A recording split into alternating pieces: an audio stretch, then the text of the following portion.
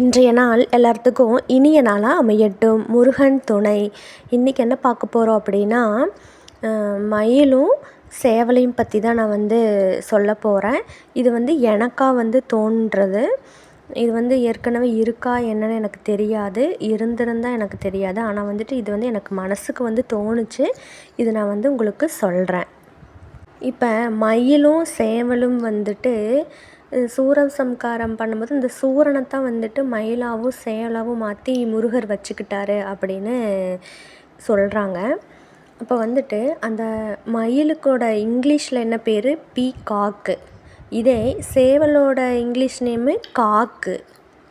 இதில் என்ன ஒற்றுமை இருக்குது அப்படின்னா, 2 பறவையோட பேரும் காக் அப்படிங்கிறது வருதுங்க. இது எனக்கா தோணுச்சு. அதை நான் பதிவு பண்ணணும்னு நினச்சேன். நான் பதிவு பண்ணிட்டேன்.